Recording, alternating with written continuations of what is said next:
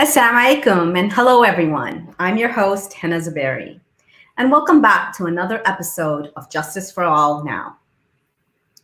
While India is often seen as a champion of secular democracy, fascism and xenophobia are rampant against its Muslim minority. Hate crimes have drastically increased, and the Dodo database has reported 1,400 hate crimes in India since 2014. Those who have fallen victim to BJP's hostility, BJP, which is the ruling party in India currently, are no longer afforded their rights and are often left helpless. Joining us today is Sharib Ali. Sharib Ali is the co-founder of Quill Foundation. He works on the Innocence network in India and is also actively engaged with Citizens Against Hate. He's an associate scholar with the Chair of Political Anthropology at the University of Bern in Switzerland and spends his time between New Delhi and Geneva.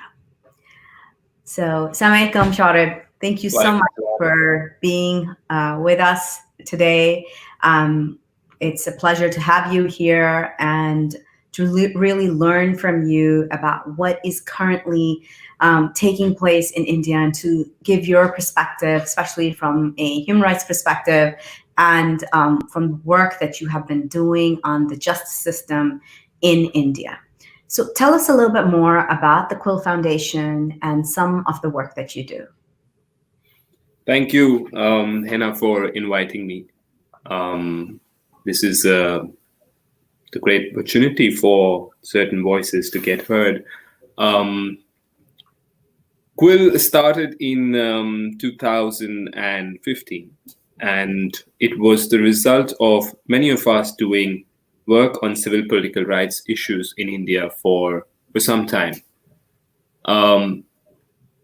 If you will see, it's around 2008 when the Batla House encounter took place, that finally a lot of people, especially the civil society, realized that this whole terrorism discourse is actually not based on facts.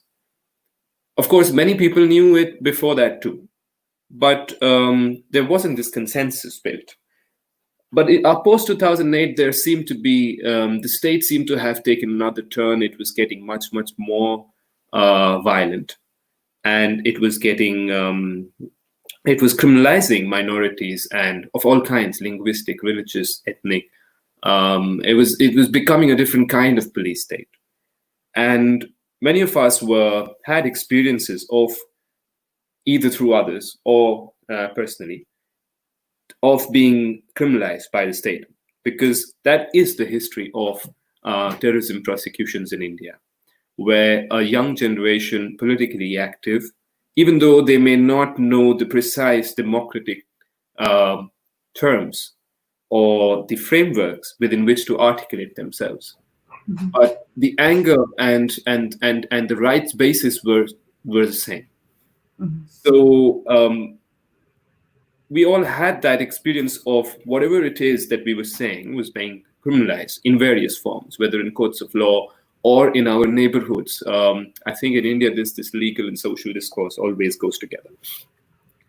So we sort of imbibed that in ways that we didn't know ourselves. And I was a researcher at the Tata Institute of Social Sciences. I finished my master's and I wanted to do something, really get active. And I decided I would just go around the country and look at the terrorism discourse, whether it's standing on evidence or not. And after I got in that process, when I hadn't received a fellowship till then, but in that process, when I was arrested by some of the Sangh Parivar members, through them, not arrested by them, I got that fellowship. So I had like about 2.5 years of research, looking at terror cases across the country, meeting victims.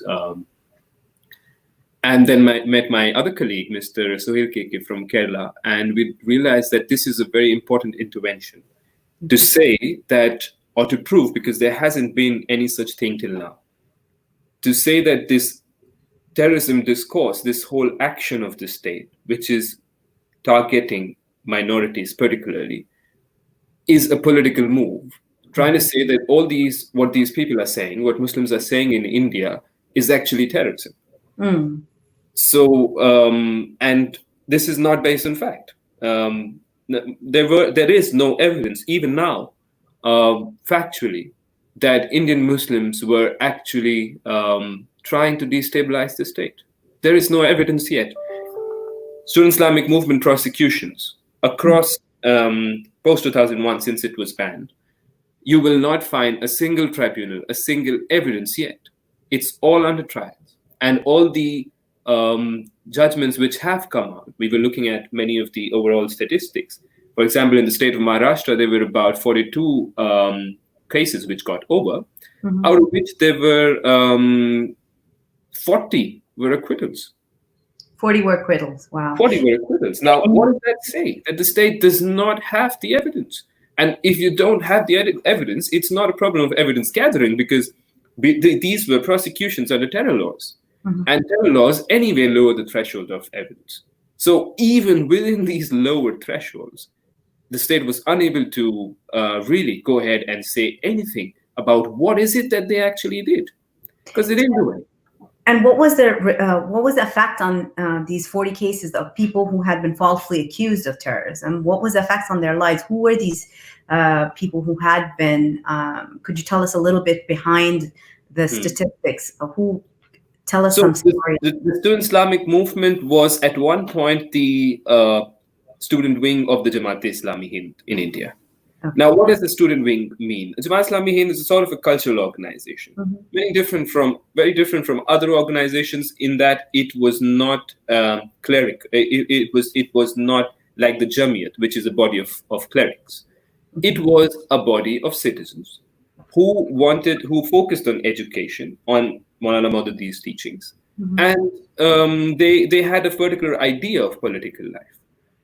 But these were largely people, middle class, service sector people who were working in the Gulf or in certain other places. Simi was the younger generation, now growing up between the 80s and the 90s, and this is the time when Hindu radicalization is extreme in India. You have the Advani's Rath Yatra, and if you look at the BJP's fortunes, from 2 seats in 81, it goes to forming a government into 1999. And it follows the Rath Yatra. But the Rath Yatra is just a representative. It's just a symbolic representation of the rise of the Hindutva movement. Because there were many other things that were happening at the same time. There was deeply layered work that was happening in neighborhoods. There was the Babri movement. There was all these kind. There were riots across the country, wherever the Rath Yatra. So radicalization that was overall pushed by the Hindutva movement also had its effects on the Muslim community, of course.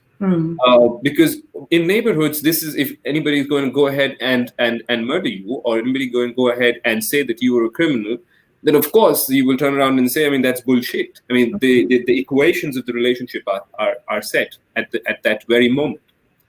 So these were semi-urban, urban youth, middle class, largely upper caste, I would say. The Student Islamic movement was largely upper caste. But anyhow, the Pasmanda Muslims are not in a lot of spaces to be heard. So within that large group, these were a group of Muslims who believed that they were Muslims, who also believed that they were in the country and living within the constitution, but they were not happy with the shift, with the Hindutva overtaking the state. And so, of course, they were vocal, they were angry. And in Hindutva taking the state takes small actions. In the neighborhood, there is a placement of an idol. There is a concerted, systematic attempt to take you away from education. There's an attempt at your businesses. That's how it works in the socioeconomic field. So, of course, they were very active and vocal. And that is what Simi happened. But Simi broke away from Jamaat-e-Islami in 10 years because it started articulating its anger, which Jamaat-e-Islami was not happy with, because it has had it knew its place. But of course, young people don't know their places. And like Mr. Floyd, the people are shown their places by putting a knee on the neck. And a lot of young people are not willing to accept it. And Simi wasn't willing to accept it, and of course got criminalized, so it got banned. And as soon as it got banned, the procedure is that you have the cases across the country were filed. So there were about 1,000 people that were immediately arrested across the country. People barged into homes, like the police barged into homes, took them away. And these were largely charges. I mean, the whole legal discourse is fraught with these charges of poster publishing, of sloganeering, of participating in meetings. I studied the overall discourse, both Simi and post-Simi, which is what I do as an anthropologist, mostly a legal one. And this whole, you see across the charge sheets of those 10 years of prosecutions of Simi, we're pushing just one narrative, that these people were angry about the demolition of Babri Masjid and the Gujarat riots. And look at the cause, look at the intent, which is the principal thing in a legal charge sheet. And they're saying that, okay, they were circulating videos of Gujarat riots. They were circulating videos of Babri Masjid. Now, this is a bit of a strange thing, because it seems that the state thinks that Muslims in India have enough cause, the reason to be angry. And then they held the anger against the community itself, that you may have a cause, and which is precisely why we are going to criminalize you. There was no attempt to even understand the roots of that cause. And that's what a security state does. It just looks at it as a technical issue and not a socio-political issue.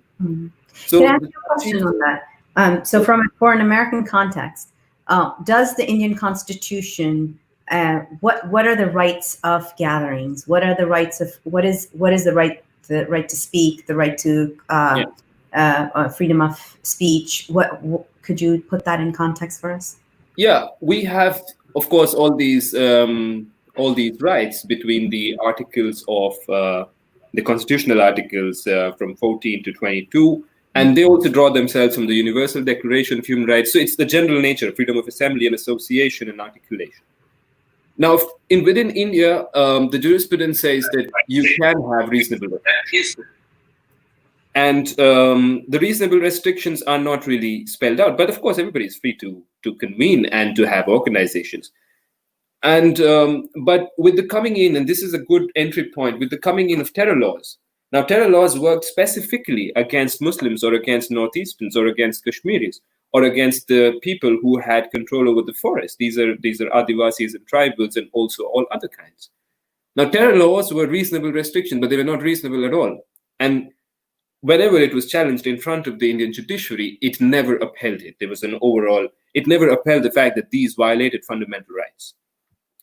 So Indian Muslims, like any other Indian citizens, had the right to come together and to discuss anything that they wanted, including the demolition of Babri Masjid or the Gujarat riots. But of course, the state didn't like that. The turns that the state was taking didn't like that. In India today, you cannot discuss these things. And if you do, you will be criminalized, which is the message that, within now sort of we are the younger generation of activists now, and we think of that some of these people were a bit stupid, the way they were talking, we would never do it. And I was thinking the other day, that's not true. Because if I would be there at that time, I would probably do it the same way, because they didn't have this retrospective view that this democratic state is going to not allow them doing that. That's fascinating for me to hear, because this preemptive criminalization of speech has taken place against Muslims over here as well. We have this case of Dr. Tariq Mahanna, several other cases like that, where people have been remember, this was also the time of chat groups and forums and a very different kind of activism than is currently in vogue. So this is something else that, we're going to get to this further on in the discussion. I really want to discuss how activism has changed under the Hindutva rule. So tell us more about these cases that were accused. Were these 350 individuals, were they activists, were they academics, political figures, or were they all students? You mean in the semi-prosecutions? In Maharashtra, your Maharashtra. Yes. Overall, these were local people who were maybe students, because the membership was limited to under 30 years. So there's some of them were students, some of them had normal jobs, some of them they were not fancy, very urbanized activists per se. They did not have that linguistic command, which is what I'm saying. That even though they were upper caste, they were coming from semi-urban or even in the urban, in ghettoized spaces. They were not, for example, children of people who were living in elite neighborhoods. Okay. So yes, they were the people, and they were criminalized under various charges. And this is the terror law, POTA, that was brought in, and POTA allowed confessions to police officers as admissible in courts. Of course, you've opened the door for torture, something that India hasn't ratified since 1997, even after signing the convention. Okay. So of course, torture is principally used. There were many others who were also extrajudicially killed, like it happens in any. If you look at the conflict in the Northeast or in Kashmir, or how student activists or even certain kinds of criminals or petty thieves were treated. Yes, they were either criminalized or killed off. So, for example, if you see who were the people who were accused of terrorism charges, these were semi-urban upper caste people who were raising their voices. But look at the social demography of the people who were lynched. Look at the kind of people whose houses were invaded and their fridges were investigated. These were a different kind of poor, rural poor, maybe even lower caste at certain places. And Can you explain that to us? Because a lot of times we look at caste purely from a Hindu lens, right? What does, and I've heard that a few times, you mentioning that, and perhaps some of our audience may not be familiar with that. So how are Muslims classified into different castes? From the little that I know, the principal social order in India is caste, even though we may deny it. And more than looking at caste as a very Hindu religious thing, I think it would help if we look at it as a technology of power, as the principal thing that marks an aberration between people. So caste is, like in Hindu society, it has a theological element and it organizes society around that. So Brahmins have come out from the head, and hence, of course, they do the headish sort of work, and they get those privileges, and Vaishyas and the traders, and then the Shudras, which are the principal majority of the population, and the Ati Shudras, who are just supposed to serve the upper caste. So this is a way of organizing people, rooting what they are going to do, their livelihoods, their work in their birth. Okay. Principally what racism does. Exactly. So I would say that caste and racism both are certain technologies of power, which just organize society saying you are lower, I'm higher. Now, even though technically we may not have as Muslims, we may not have this caste system is not theologically rooted anywhere. Some tribalism could be, as far as I know, or at least in its practice could be looked at it like that. But in the Indian subcontinent, because caste has been continuing for 10,000 of years, whether the British came or the Mughals came or any other political system came, the social order remained intact and was based on caste. So even when that was such a fundamental subconscious force of society that anybody entering as a religious force, as a political force, as a legal force, or whatever kind, even the modern state when it entered as a legal system, it had to contend with caste. So Muslims are equally, I would say, though they may not practice untouchability, they may not practice it in the same harsh ways as some certain other people do. But I think Muslims are fairly divided into castes. The Ajlafs and the Ashrafs have, if you look at where the Ashrafs live and where the Ajlafs live, if you look at who are the top, there's a recent, a friend of mine wrote about, a lot of these autobiographies of Muslims are coming. which are not autobiographies, but they try to tell the story of our times. And 100% of them are upper caste families, whether they are the Hashmis or the Naqvis or somebody else. Really upper caste, who were feudal in origins in their own rural locations. There's not a single Pasmanda person who has written their own story as the story of the times. And all these people, while they are talking about secularism and the rise of communalism, which is fairly easy, almost completely are close to the idea that a lot of what they did and they say is coming from their caste origins. Wow. So what would be some of the names of maybe family names so people would recognize that here, that would not be from the Hashmis and the Naqvis, but from that need to be heard as well? Kidwise, for example. Okay. Kidwise and... Interesting. Yeah. But I'm not getting it right now, but... Yeah, share with us maybe later a link or something that we could, people who are interested could look that up. So this is fascinating, but to perhaps bring us back to, we've seen this rise of Hindutva fascism in India now. How has this impacted human rights activism? And under this, like, how has this affected the work? Share that with us, especially under CAA. What did you see? What were the trends that you've seen? So at Quill, we were initially started with looking at counterterrorism. Okay.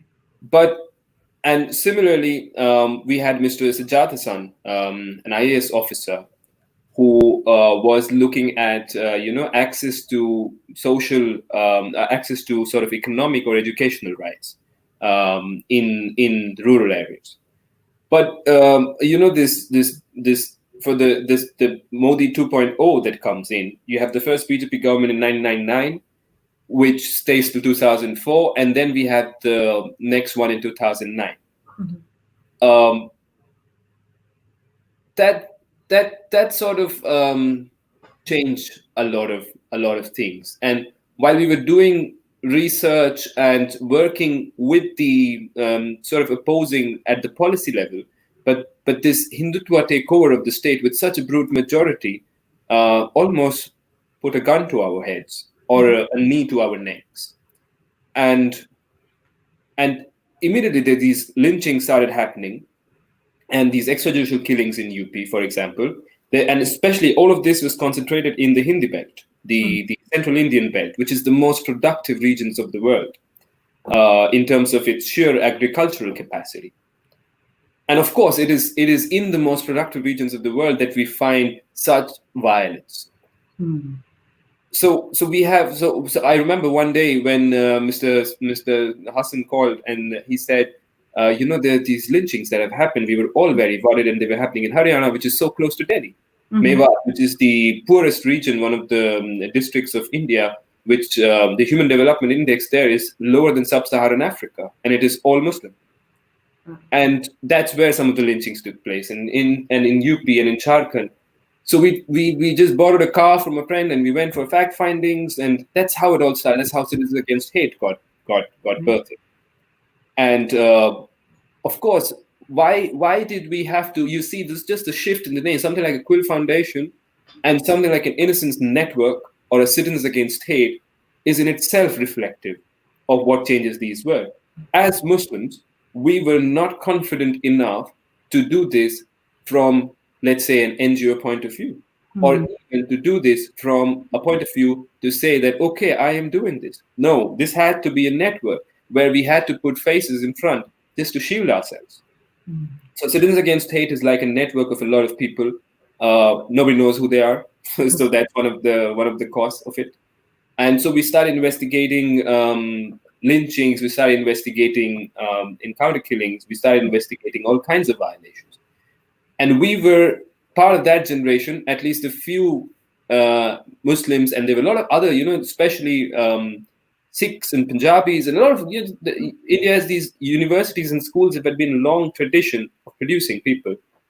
And of course, Quill and Citizens Against Hate and Innocence Network started attracting some of these really young energies. And we just went and somehow, God willing, with the grace of God, we had people coming in with money, people coming in with some other resources, and we just started from scratch, absolutely from scratch, from the ghettos. It's a different thing to move from scratch from the ghettos to the capital, to the Lutyens, Delhi, and try to speak to them. So I think I think around that time, I can say this, that a group of Indian activists had contacted me on, I edit a platform called Muslim Matters. And so they were like, we have a Council of American Islamic Relations here. And they're like, we don't have anything like that. We don't have anything, even like a platform like Muslim Matters, where Indian Muslims can speak about our issues. And how did you guys form it? How did it happen? Like, how did it? Why did you guys start? So that was a very interesting conversation that was taking place maybe 5-6 years ago. And you laid the groundwork for this even before that, because it wasn't just like overnight you guys started. What you have described as a groundwork had been laid out because of all that what was going on over there. This is why I believe Muslim minorities in different countries need to be talking to each other much more. We cannot continue our work in silos, because the oppressors are talking to each other. They're exchanging strategies. They're meeting. Even things like hearing what they say about use the tactics that the Obama used against Muslims in Burma. And we've heard Hindu preachers say this. We've heard Hindu politicians say this. So this is so now. So once the work, and you can the database. Let's talk about this database. What are some of the findings that you all have found? What are I look at this. It's something that is it's helping people fight India's claim of championing secularism and democracy. And could you tell us more about this database? The idea of Doto. This name is going to change, but it's a funny name because its full form is Documentation of the Oppressed. Okay. It also says a lot about our politics. We were one of the first people to look at ourselves as citizens and Muslims, and not principally as Muslims. That Muslims could speak in a human rights language, which of course US migrants sort of realized fairly quickly. But Indian Muslims don't seem to have realized that they're still caught in that bind of democracy and Islam and all of that. Even though they don't do anything about it, it's just a bind. It's more of a thought bind. But at least I was very clear that this is a constitutional body, that this speaks the language of rights. And in that, we were looking at, of course, the hate crimes, and we had various difficulties. But the larger trends, if you see, and we took the data as 2014. We had some other documentation before that, but we realized there's very poor documentation about hate crimes against Muslims. Because how do you even do that? India is such a vast country, and Muslims in small villages, some of it reaches the regional press. And of course, we're sitting in Delhi. How many regional languages will we read? Oh, wow. Exactly. And we do not have that kind of capacity. We do not have that kind of resource, even the mental resource to think through it in these terms, to decide to sort of. But I think through Doto, as a team, there was Fawaz Shaheen, and there's Vipul Kumar, and there's Baljit Kaur, and we all sort of grew in the process of getting clarity. So if you look at what is Doto saying, over the last 5 years, we have had systematic attempt to push the Muslim community into a corner. People have been, lynching is very symbolic. It's a very symbolic act. It represents something much deeper. in the same way how lynching emerged in the US as Mr. Lynch, who came to discipline the slaves, and he devised this as a a political method to send a message. It was the first act of lynching was a symbol of the deep reality of racism in the US. And in a similar way, lynching started as soon as there was state capture by the Hindutva. So we have lynchings, we have extrajudicial killings by the police of Muslims, also Dalits.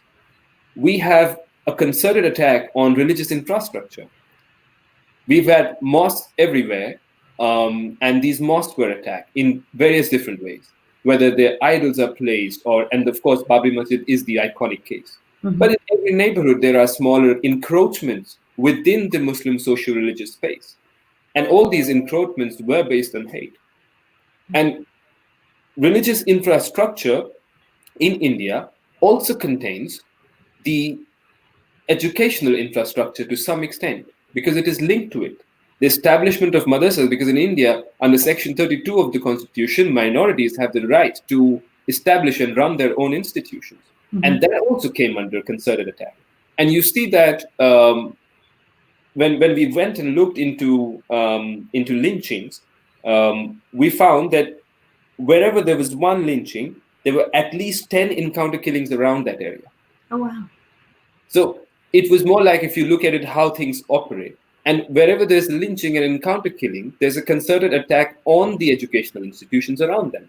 Because these lynchings could take place in a space where there were certain dominant relations or certain Hindutva hold on the social space where they could be mobilized. People could be mobilized. And the state was either looking away or actively participating. Yeah. So it depended on where you are talking about. And so a lot of these... legal shifts were coming in. For example, cow became such a central issue. And of course, everybody knows it's just a political thing. Hindutva doesn't give two hoots about animal welfare, because it doesn't give two hoots about human welfare. Why will it give two hoots about animal welfare? But, you have these cow vigilantes coming up, and the Sangh Parivar, which was, whether it's the Bajrang Dal or the Hindu Yuva Vahinis, these were all social militant groups. Now, they were working in tandem. And what couldn't be done via the state was being done via them. So it was these people who were lynching, who were attacking religious infrastructure, educational infrastructure, who were also depriving. Now, it's one thing to take away Muslim land, take away Muslim educational institutions. It's another thing to, let's say, like a Dalit, to stop them from reaping water from a well. This is just a metaphor for many kinds of access that were denied. The ghettoization was also parallelly happening. So it was all systematic, and you see that in several states at the same time bring in legal courts, laws, which sort of formalize these vigilante gangs as police mitras, police friends.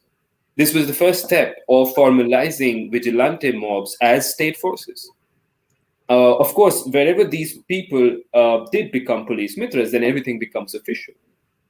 So can you put this in, share with us, like, how does that fall in? Is this similar? Is this the same thing as RSS? Is this separate from RSS? Are they influenced by it? RSS is a completely social body. RSS is not registered anywhere. Okay. Which there's a lot of talk about banning the RSS. I know in the US, especially within the Muslim groups. How do you ban an organization that doesn't even exist?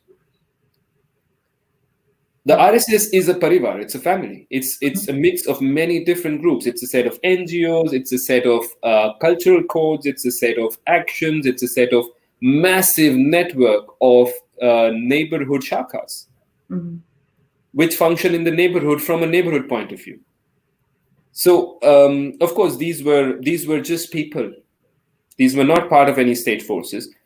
A big agenda of these people was to capture state forces, whether it was institutions, whether it was political parties, whether it was the IAS services, whether it was the steel machinery that was administrating India, whether it was political parties.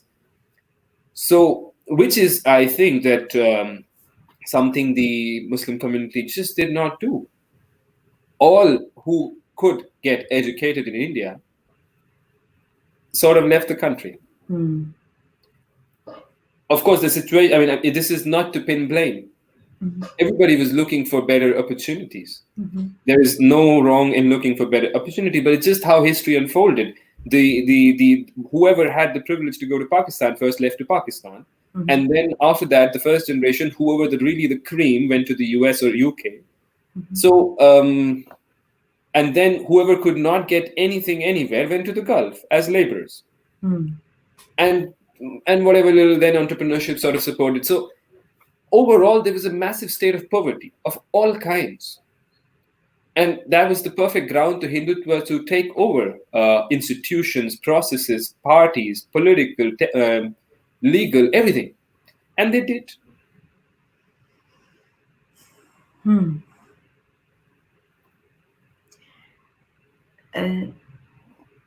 This is, so what happens now? I mean, what is happening currently? There are young people, there are other activists in Aligarh Muslim University, Jamia, that have stood up.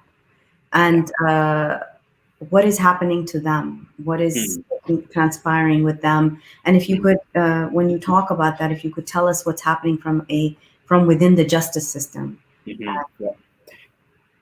So you see that when the Modi government comes to power in 2014, they did not have as big a majority in parliament as compared to 2019, which is a brute majority. So 2014 was much of the groundwork that was coming later. And I'm building this as a context to what exactly the way people who are raising voices are being treated right now. It's a result of something that's happened over the last 10 years. I think the capacity that the Hindutva has in India to engineer reality is an unprecedented capacity.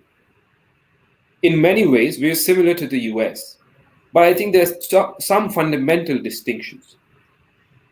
In the US, the army, the military, and the media is never in the same level of control by the right as we have in India.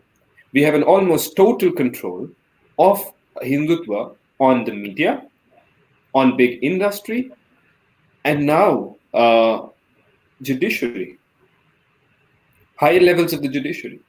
You cannot have a fascist overturn of the political system without the media and the military. And you can have a brute majority in parliament, but the democratic system, the modern system, has its own checks and balances. Yeah, but those checks and balances are just not possible in India because the principal judicial body has been subverted to a great extent. You look at the Assam NRC situation, the executive wanted it to happen, but it's actually the Supreme Court who went and did it. Mr. Ranjan Gogoi was an Ahom from a tribal, a superior feeling tribal from Assam. And Assam has always been the outpost of Indian Brahmins. So can you lay that out for us? What caused this fall of the legal system in India? And I've seen, this is something very important to address because when the hearings took place, the Kashmir hearings took place, both the secretary at that time, the assistant secretary from the State Department, and the new assistant secretary that had come in, both glorified their trust in the Indian legal system. They glorified the fact that this is why India is a great democracy, and they believe in the Indian legal system, and they believe that democracy will work in India because of their faith in the legal system. And that, to a great extent, was true, but it's not so anymore. And it's a problem that we face at the international level very much, especially at the UN Human Rights Council or at Brussels. Yes, compared to the newly independent countries, India's had one of the strongest judicial bodies ever, because of a great tradition of lawyers in the Indian freedom movement and the belief, and also because Nehru stayed in power for 20 years and could lay the foundation of some of these principal foundation of some of these institutions. And we had enormously, of course, they were all a different kind of people, but they were really good jurists. We've had a whole tradition of jurists that not many other countries have. Mhm. But the way the Hindutva as a political ideology has, it is so sharp that it finds ways to encroach in all spaces through different means. It encroached in the political, the electoral sphere through just sheer violence and hate. Mhm. And that has been its principal mechanism. The judiciary, it has been a bit more, it's more about give and take. At least, I mean, right now I could be held for contempt for saying this, but it is true. The Supreme Court is in its lowest position, in its most stooping position ever in Indian history. And this is, I keep in mind the emergency when I say that. Mhm. Because it was for the first time in AJM Jabalpur, that judgment, that infamous judgment, which said that you do not have the right to judicial remedy during an emergency. Nowhere in the judicial discourse, in jurisprudence, can something like this be said within the modern democratic structure. Mhm. Now, this was at least in the official declaration of emergency. But right now, if you look at these students who have, students have raised their voices so much because all others have somehow been liquidated. You attack the movemental possibilities, the capabilities in the form of SIO, in the form of SIMI, and you've somehow told them that you will have to just stick your eyes to the ground, just look down. And somehow we have all, because we have all to survive, and there's no other way you can survive. So, of course, but university campuses, whether it's Jamia or AMU, which have traditionally been a kind of stronghold, and also university campuses across, because these are young people, they're not going to listen to anybody so easily. So they have been, and I count myself as amongst them to some extent, led the protest. And the present government cannot take it. And you see that it has been using anti-terror laws. All these people, this Jamia Coordination Committee, which they've not really been coordinating the protests either, but something is there. At least something they knew how to catch, because everybody else is a student.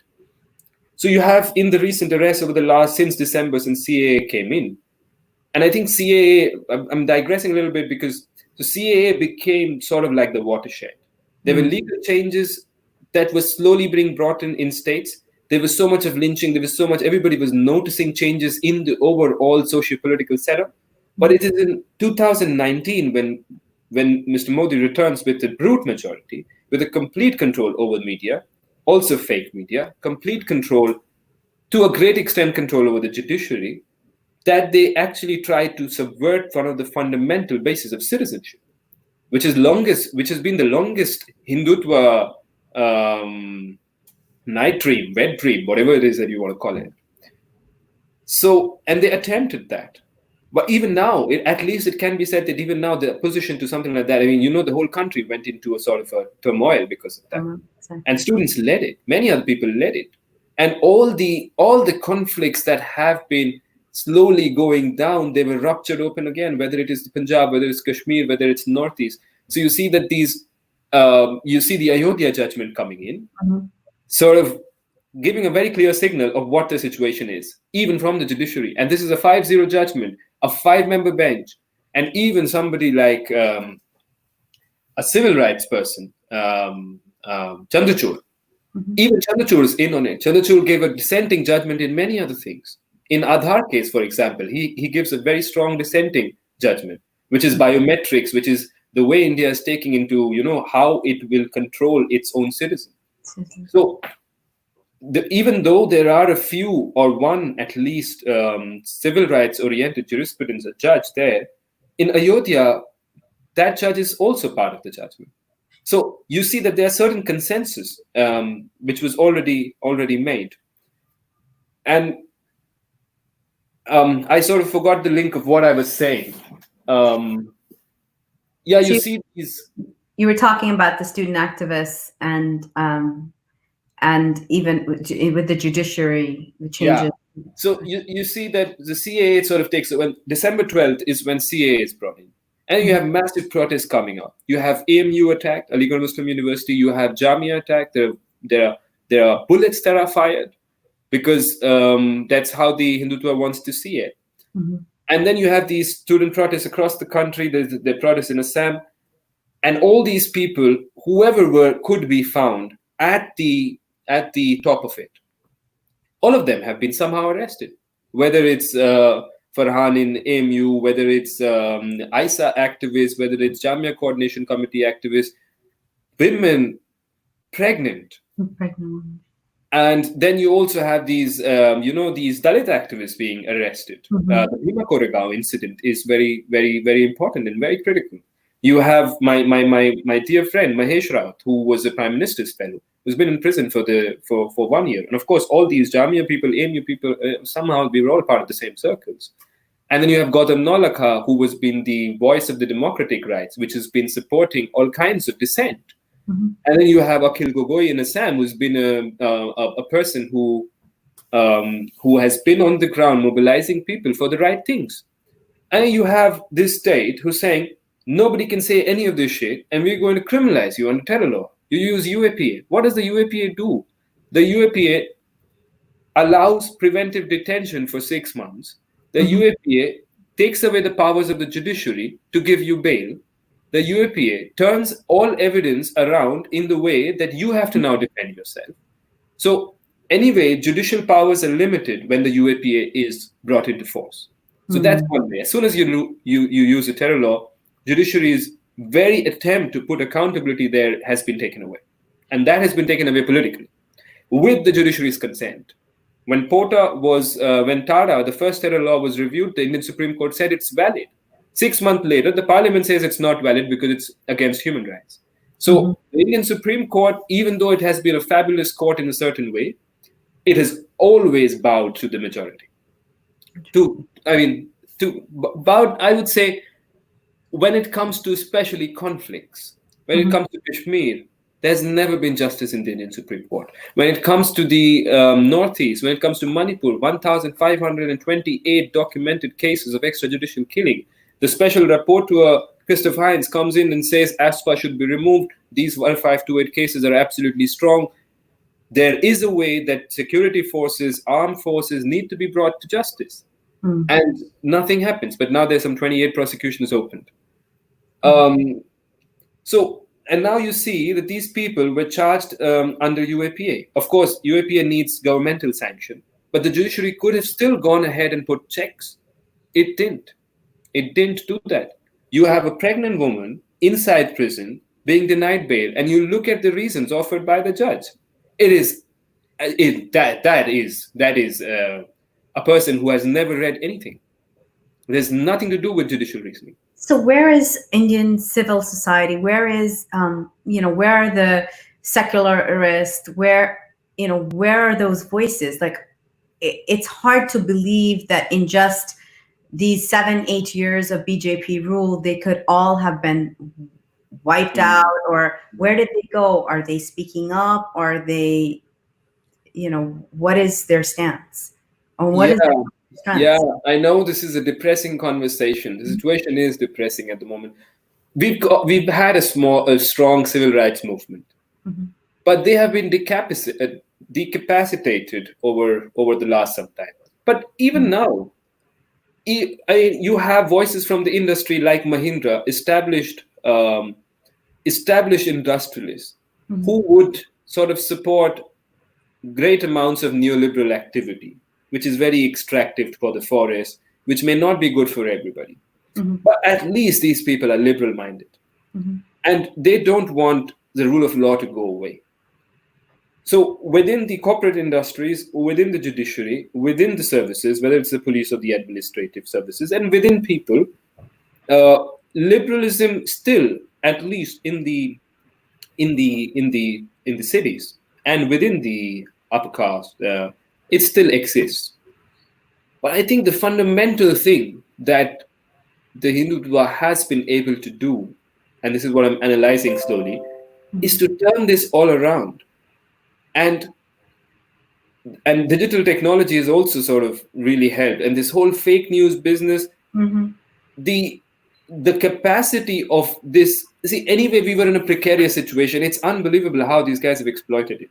The Indian intelligentsia was very small in the first place. Look at the time of independence. I mean, we have a population of 1 billion, and how many were living in cities? But this was a massive superstructure that was put in a very castiest place, and it was being governed by a small, very small portion of that population. What the Hindutva has done is to open a can of worms by completely twisting, saying, whatever you guys are saying, you are so small in number, it doesn't matter. They have now elements of their own corporate, very reliance kind of corporate, which don't give a shit. It's crony capitalists. There's a difference between industrialists, like the Taras, and the Mahindras, who were always part of the nationalist movement, who were part of the modernist project.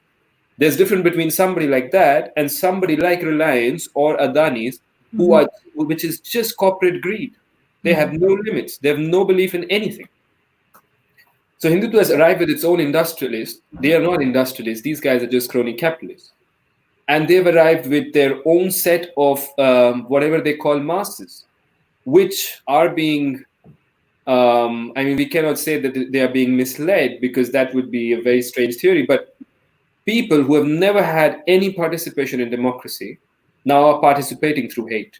And they're being taught that, right? Like we've talked earlier in the show about the WhatsApp, 30,000, 40,000 WhatsApp groups. So the how Facebook is involved, how all these technology companies based in the United States are contributing to the oppression of minorities overseas. One question that I have from our perspective, that the Indian government has continued to reject reports on human rights and religious freedom violations made by the State Department here and by the United States Commission on International Freedom and Religious Freedom. And this rejection is even further reflected in the Trump and Modi relationship, as both continue to edge closer and closer to a dictatorship. Both RSS and the BJP continue to gain power as violence continues. And here, as you can see, you're seeing this all around us over here, where protests, people have taken to the street against state violence. And, obviously the state violence we're protesting here it has a 400-year-old history, and it is nothing new. But because of several things coming together, COVID and the disparity and how Black Americans have been affected by this pandemic. So, looking at that, how best do you, we're in your position right now, how best do you think we can both work on protecting minority communities when our governments refuse to do so? That's a tough question, and I don't have any wisdom, but some thoughts maybe. Sure. I was reading yesterday. Kannabiran, who was one of the foremost civil rights lawyers in the 1970s. I thought that what he was writing was so very true even now. In India, a lot of the politics was working on the basis of, some of it at least was on the basis of ethics. People used to be considerate of an opposition, considerate of, what it would mean if they really step outside the bounds of democracy, or really just go ahead and be a hateful person. But those times seem to be going away. We see in the last 5 years, within the Indian industries, within the IAS officers, within the IPS officers, within the doctors guild, within the professional guild, within the trade guild, we always were used to silently continue what we continue to do and what we believe. But this is a bluff that was called by the right-wing government. The right-wing government, whether in the US and whether here, I don't know so much about the US, but they just kept pushing and pushing and pushing till the time nobody could take it. We Indians are used to adjust. And we think that, okay, if we adjust a little bit, somehow things will come right. But then we got pushed to such a corner that only then people realize, if they're not going to speak up, nothing's going to be going to die. So then you see, a group of IS officers speaking out, then you have certain army people speaking out, but this culture is still not there.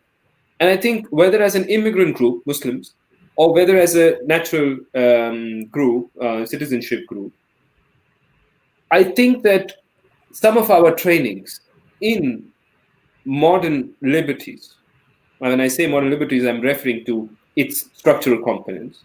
Mhm. I think to understand us as a citizen, first and foremost, in the political sphere, to understand us as citizens and to just be adamant about it, whether, I mean, in all ways possible, that is the only sort of task that we have, because that will lead to a different kind of mentality, which will translate into more democratic, at the same time conscious working. Mm. A lot of our organizations, institutions are all moribund because they are not very different from Hindutva organizations.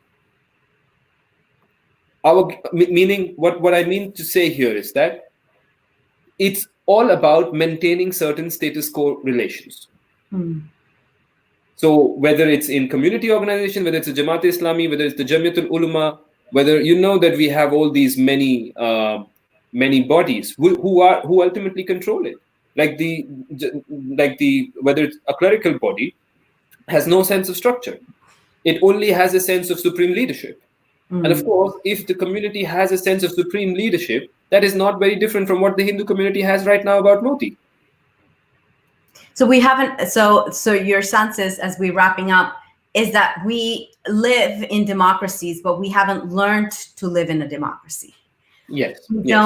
We don't recognize our own inherent rights, and as we live in a democracy, and then we have internalized these biases. We've internalized our servitude.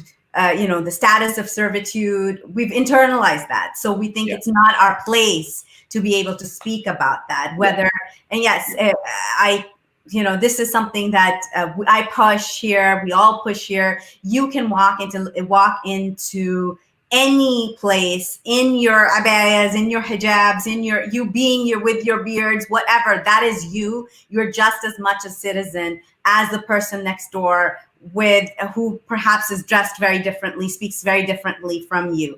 And this is something that, yes, a lot of us have not had that education. And that's something that we continue to do over here. I hope, people listening continue to do that in India. And there's a change in the way our organizations function.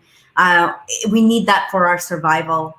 We need to understand what that means to be Muslim in a democracy, to form coalitions and not just be within our own little bubble because that bubble's bursting. And to be rights-bearing and rights-enforcing citizen, because it will then translate into, we've lost space. We've just lost space everywhere. And when I say we, I say Muslims, I mean the oppressed, I mean all the kind of people that are living, we just have lost all space, whether in the media, whether in political parties, whether in the services, whether in representation, in all kinds. We've lost all kinds of space, and only a reimagining, like you point out, reimagining, which will lead to various changes within our home, as well, especially our relations with women, especially and the young generation of Muslim women are really reigniting it and not accepting it. And that is the only way. Each of us are important citizens, and we cannot just continue to be the way we are. We have to recapture these spaces through all democratic but absolutely revolutionary means. Thank you so much for being here today and sharing your thoughts and your work. We're really, really grateful for all the work that you guys have done. It's helped us definitely put it in perspective for a lot of decision makers here. So we're thankful to you for that. We hope to continue these conversations. And thank you all for being here today. The show's ending, but I do want all of you to leave with that message that each one of us is a contributing member of the democracies that we live in, and we should act like it. We need to learn our civil liberties. We need to stand up for the people whose civil liberties have been taken away from them. So thank you so much. Salam alaikum. Thank you. Salam alaikum.